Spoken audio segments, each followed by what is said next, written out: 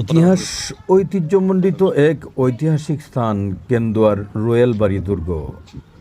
বিস্তারিত দেখুন 18 বাড়ি আঞ্চলিক প্রতিনিধি শাহজাহান কবিরের তথ্য ও ভিডিও চিত্রে। রয়্যাল মূলত আরবি শব্দ, যার বাংলা হচ্ছে অশ্বারোহী বাহিনী। রয়্যাল বাড়ি মানে হচ্ছে অশ্বারোহী বাহিনীদের বাড়ি। রয়্যাল বাড়ি দুর্গ বাংলার প্রাচীন শাসনকর্তাদের ইতিহাস ঐতিহ্যমণ্ডিত এক ঐতিহাসিক স্থান। কত ঘটনার প্রত্যক্ষ সাক্ষী এই ঐতিহাসিক দুর্গটি। বাংলার সুলতান হোসেন শাহ, নসরত শাহ এবং মসনদে আলা ঈসা খাঁর অশ্বারোহী সৈন্যবাহিনীর ঘোড়ার পদধূলিতে ঠকঠক শব্দে কেঁপেছে এই রয়্যাল বাড়ির মাটি। সেই ইতিহাস কেউ জানে না। ইতিহাস পুরোপুরি না জানা গেলেও তাদের শৌর্যবীর্যের সাক্ষী হয়ে আজও দাঁড়িয়ে আছে প্রাচীন এই দুর্গটি। কালের বিবর্তনে রয়্যাল বাড়ি একটি গ্রাম, এমনকি একটি ইউনিয়নের নাম হয়ে গেল। নেত্রকোনা জেলার কেন্দুয়া উপজেলার সদর থেকে 7 কিলোমিটার দূরে এই দুর্গ গ্রামের অবস্থান। এর পশ্চিম পাশ দিয়ে বয়ে গেছে বেতাই নদী। মসনদে আলা ঈসা খাঁর স্মৃতি বিজড়িত আরেক ঐতিহাসিক স্থান কিশোরগঞ্জের করিমগঞ্জ উপজেলার জঙ্গলবাড়ি দুর্গ ও পাকুন্দিয়া উপজেলার 11 সিন্ধুর ঐতিহাসিক স্থানগুলো খুব বেশি দূরে নয়। ঐতিহাসিকদের মতে সুলতান আলাউদ্দিন শাহ এর পুত্র নসরত শাহ এই দুর্গ স্থাপন করেন।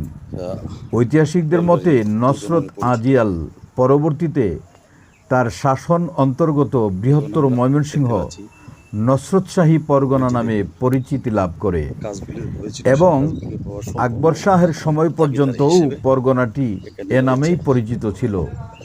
এরপর বাংলার গৌরব মসনদে আলা ঈসা খাঁ এ অঞ্চলে বিশাল সাম্রাজ্য প্রতিষ্ঠা করেন।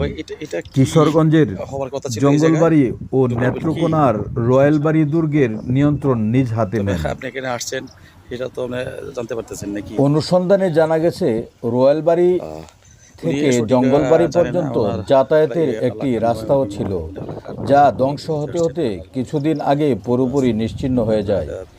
এদিকে ঈসা খাঁর মৃত্যুর পর তার পরিষদ দেওয়ান জালাল এখানকার আধিপত্য গ্রহণ করেন। তিনি রয়্যাল বাড়ি দুর্গের ব্যাপক সংস্কার এবং দুর্গের বহিরাঙ্গনে একটি সুরম্য মসজিদ নির্মাণ করেন। মসজিদটি মসজিদে জালাল নামে পরিচিত ছিল। এসব কিংবদন্তি ও ইতিহাস ঐতিহ্যের সাক্ষী রয়্যাল বাড়ি দুর্গের বিস্তীর্ণ অংশ 2 যুগ আগেও মাটির নিচে চাপা পড়া অবস্থায় ছিল। প্রত্নতত্ত্ব বিভাগ 1991 থেকে 1993 সাল পর্যন্ত বিভিন্ন সময়ে রয়্যাল বাড়ি দুর্গে খনন কাজ পরিচালনা করে। দীর্ঘ সময়ের খনন কাজে মাটির নিচ থেকে বেরিয়ে আসে প্রাচীন প্রত্নতাত্ত্বিক নিদর্শনসমূহ।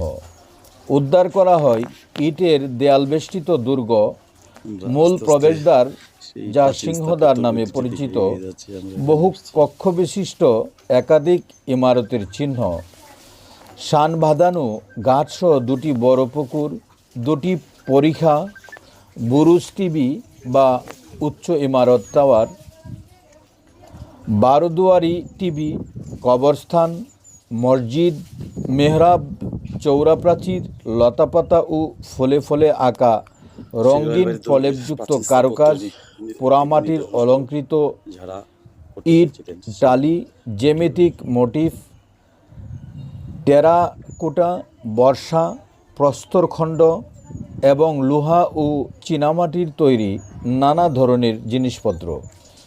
ঐতিহাসিক রয়্যাল বাড়ি দুর্গটি 46 একর জমির উপর উপস্থিত।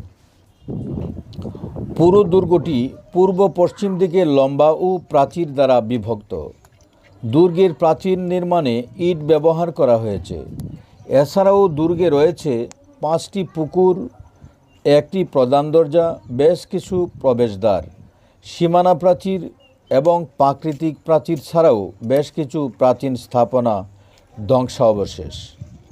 খনন কাজ পরিচালনাকালে এখানে প্রাচীন ইটের ভগ্নাংশ দেখা যায় তো তুমি মুগ্ধ ও হওয়া যায়। মূল্যবান কিছু নেত্রকোনা জেলার পুরাকীর্তি কেন্দ্র আবিষ্কৃত হয়েছে। রয়েলবাড়ি ইউনিয়নের দুর্গে প্রাচীন রয়েছে প্রাচীর, যাহা লালবাগের কেল্লা হিসেবে বাংলাদেশ সেই কেল্লা এখান থেকে প্রত্নতত্ত্ব স্থানান্তরিত হয়ে অধিদপ্তর ঢাকা কর্তৃক স্থানান্তরিত ঘোষিত হয়। কথা 4টি ছিল যে এখানে প্রত্নতাত্ত্বিক এটা হবে- স্থাপনা এটা হবে রয়েলবাড়ির রাজধানী বারদুয়ারি টিবি, কিন্তু তা না হয়েছে বুরুজ টিবি, সাদবিহীন ইমারত, সেই আপনাদের কবরস্থান।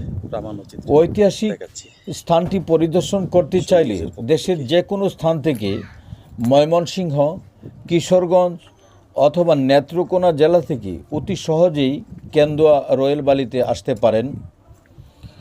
সকলেই ঘুরে এই স্থাপনাটি দেখে অনুভব করুন প্রাচীন বাংলার ইতিহাস ঐতিহ্যমণ্ডিত রয়েল বাড়ি দুর্গটি।